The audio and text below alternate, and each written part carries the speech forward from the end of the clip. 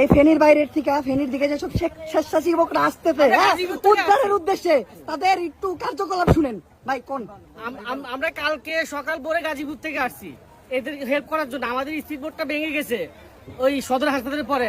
আমি দেখছি অনেক মানুষ এখানে পিকনিক মোড়ে আসছে, ওরা পিকনিক করে। অসহায় মানুষ যদি হেল্প চায় ওরা অপমান করে, ক্রিটিসাইজ করে, ওদেরকে ছোট করে কথা বলে। এখানে পায়ে ধরা বাকি ছিল, ওরা বোর্ডের মধ্যে খাবার পাকাইতেছে, বলছে আমরা খামু না। ওরা অনেক মানুষের কিনে দিব, ওরা তবু ময়লা ওদের গায়ে ময়লা ফালায়, ওদেরকে পানি মারে, ওদেরকে অনেক খারাপ খারাপ গালি গালাজ করে হেল্প চাইলে। ওরা খুব বাজে অবস্থা। নিয়ে আসে দুইজন।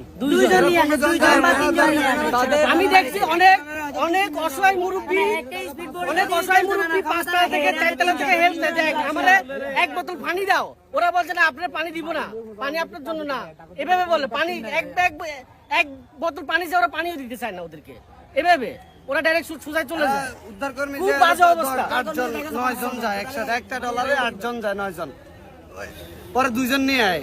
এরা সবাই যাও, এরা এমন ট্রলার নিয়ে আসে যেই ট্রলারে ধারণ ক্ষমতা 11 জন, এরাই থাকে 10 জন, একজন থাকে মাঝি।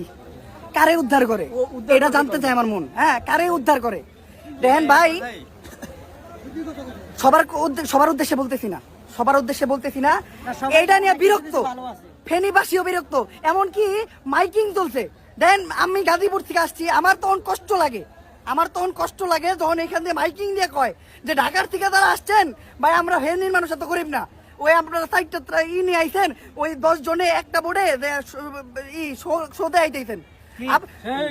আমার ভাই তখন বুকটা ভাইটা দেয়, এনে সারাদিন চিল্লাইয়া, সারাদিন এনে খাইয়া না খেয়ে কষ্ট কইরা যখন দেখি যে কিছু মানুষের জন্য আমাদের গাজীপুর থেকে ঢাকার থেকে আসা মানুষের এইভাবে অপমান হয়, ওই রকম 10 জন একটা বোর্ডে 10 জন 20 জন করে দাঁড়ায়, তাহলে আমাকে অপমান হয়, তখন এই যে কুইলজারা ভাইটা জায়গা।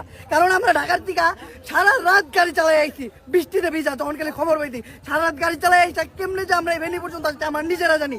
আজকে সারাটা দিন এই জায়গায় প্রত্যেকটা পার্সন ফেনীর মানুষের লোকে পাগলের মতো খাটতে দেয়, খাইয়া না খাইয়া। কিন্তু যখনই এইটা দেখি আমি নিজেই প্রমাণ, আমি ফেনীর মানুষটা দোষ দেবো কি, আমি নিজে প্রমাণ। বলেন ভাই। আমরা আসলে আপনাদেরকে ধন্যবাদ জানাচ্ছি, আপনারা এখানে অনেক আমাদের উপকার এবং সহযোগিতা করতেছেন। তবে আমরা আমাদের স্থানীয় প্রশাসন থেকে কোনো সহযোগিতা পাচ্ছি না। আমরা গত 3 দিন যাবত বিদ্যুতায়িত না, আমাদের বাসা বাড়িতে অনেক মানুষ আটকা পড়ছে। গ্রামের চেয়েও একটা বাসা বাড়িতে যদি আপনি 10 তলা একটা বিল্ডিং হিসাব করেন, সেই ক্ষেত্রে আপনার সেখানে প্রায় 10টা গ্রামের মানুষ বসবাস করে। আপনি যদি চিন্তা করেন একটা বাড়িতে কিন্তু সেখানে বিদ্যুৎ নাই, সেখানে কারেন্ট নাই, গত 3-4 দিন যাবত আমরা আমাদের বাচ্চাদের খাবার নাই, তারপর আপনার পর্যাপ্ত পরিমাণে শুকনো খাবার নাই, আমরা প্রচন্ড কষ্টে আছি। আমাদের ফেনী জেলার স্থানীয় প্রশাসন আমাদের কোনো সহযোগিতা করছে না। এমপি মন্ত্রীরা চলে গেছে দেশ থেকে, কিন্তু এই প্রশাসন তো যায় নাই। প্রশাসন তো দেশে আছে, প্রশাসন আছে, পিডিবির লোকদের আমরা ফোন দিয়েছি, কিন্তু পিডিবির লোকরা আমরা আমাদের কোনো সহযোগিতা করে নাই। মানুষজন নানান হয়রানি শিকার হচ্ছে, মানুষজনের বাসা বাড়িতে আপনার এই যে নানান ধরনের আপনার অভাব অনটন দেখা দিয়েছে। বিশেষ করে বাচ্চার খাবার, ছোট বাচ্চারা খাবার না খাবারটা পাওয়া যেত না, আমি নিজেই খেয়াল করছি। আমরা সরকার একটা রিকোয়েস্ট ভাই, সকল টিম ভাই এদিকে মুভ করতেছে, দাগনমিয়া বোধহয় নতুন করে প্লাবিত হচ্ছে ভাই, ওখানে কোনো রেস্কিউ টিম নাই। আমার সবার কাছে একটা অনুরোধ, ঢাকা থেকে চট্টগ্রাম থেকে যত টিম আসতেছে ভাইয়া সবাই একটু দাগনমিয়ার দিকে মুভ করেন, এদিকে পর্যাপ্ত পরিমাণ টিম আছে ভাই, আপনাদের কাছে হাত রিকোয়েস্ট করে বলতেছি ভাইয়া, দাগনমিয়ার অবস্থা অনেক খারাপ ইতিমধ্যে। আমি নিজেও এটা সবার কাছে রিকোয়েস্ট করতেছি, আমরা যেগুলা মানে অনলাইনে বেশি প্রচার হইছে আমরা ওগুলা নিয়ে বই রাখছি। অনলাইনে যে জায়গায় প্রচার হইতেছে মানে আমরা ট্রেন্ডের খেলা খেলি, যে জায়গায় ট্রেন্ড চলে আমরা ওই জায়গায় যাই। এই জায়গায় তো ভাই আমরা আসছি, আপনার অন্য জায়গায় যান। আর এই যে পানিটা নাইমা যাইতেছে, এই পানিগুলো যে জায়গা দিয়ে যাইতেছে ওই জায়গায় তো বন্যাই হইতেছে, ওই জায়গায় আগান।